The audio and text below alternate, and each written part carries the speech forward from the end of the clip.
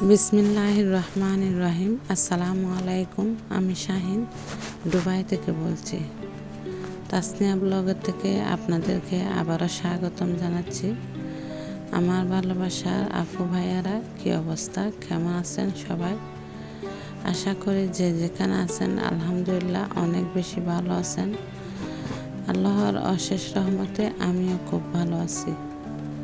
প্রতিদিনের মতো নতুন আরেকটা ব্লগ ভিডিও নিয়ে আপনাদের মাঝে হাজির হয়ে গেলাম। আশা রাখতেছি আজকের ভিডিওটা আপনাদের কাছে খুব ভালো লাগবে। বাচ্চাদের যেহেতু স্কুল বন্ধ, তো একটু লেট হচ্ছে ঘুম থেকে উঠতে।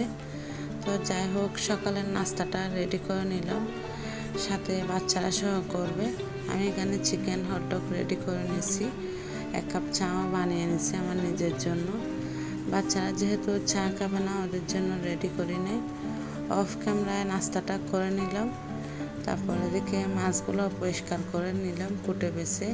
তো মাছগুলো কিন্তু হালকা ফ্রাই করব, বেশি করব না, কারণ এগুলো যেহেতু ঝোল রান্না করব, একটু হালকা লাল করে নিলে রান্না করলে ভীষণ মজা হয়, খেতেও কিন্তু খুব ভালো লাগে। এখানে পরিমাণ মতো আমি তেল দিয়ে দিছি, তেলের মধ্যে দিয়ে দিছি অল্প কিছু জিরা, মিঠা জিরা। চিকন জিরা ছিল না, বাসায় দিতে পারি নাই। আর কয়েকটা রসুনের কোয়া দিয়ে দিছি। রসুনটা দিলে একটু ভালো লাগে মাছের মধ্যে, বেশি না, একটা বা দুইটা দিলে আর কি।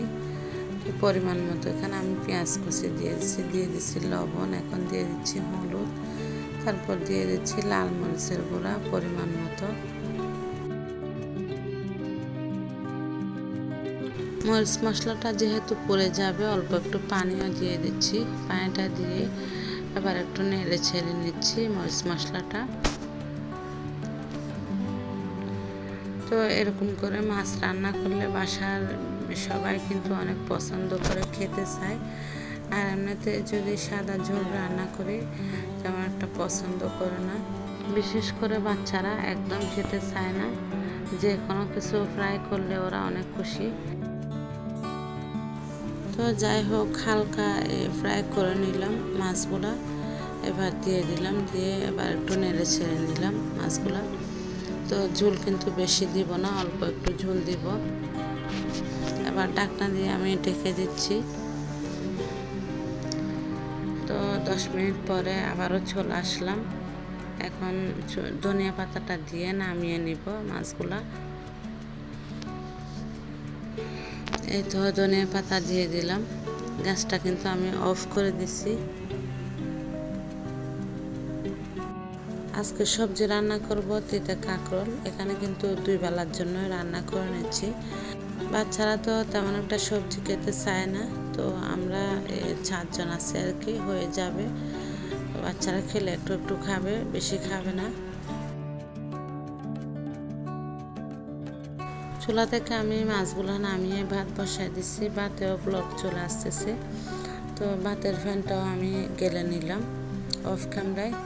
মাছের মধ্যে যেহেতু ঝোল দিই নাই, তো অল্প একটু ডাল রান্না করতেছি।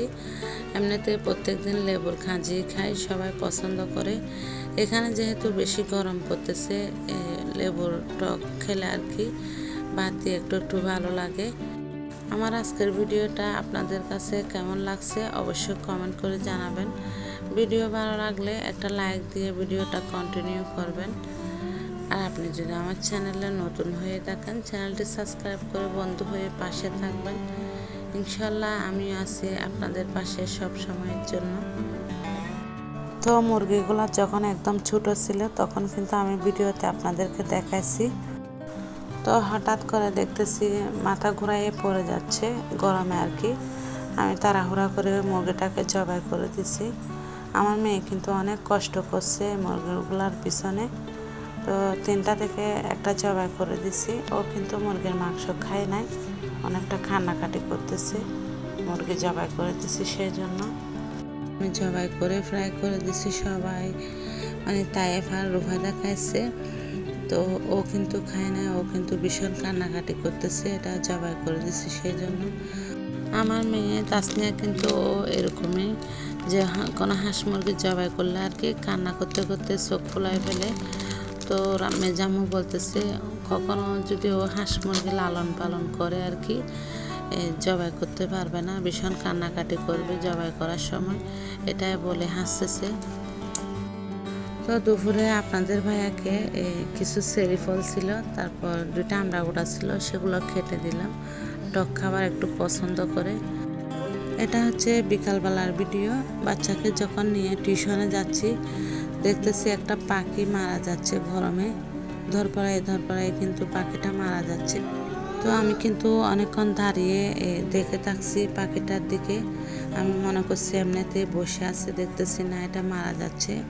গরমে এখানে পশু পাখিও কিন্তু মারা যায়, তেমন একটা টিকে না।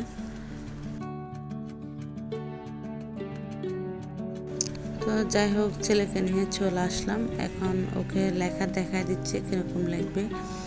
এখন মাশাআল্লাহ সরিয়া রশি এগুলা পারে, দীর্ঘিটা একটু কম পারে, দীর্ঘিটা এখনও ভালো করে কিন্তু পারতেছে না।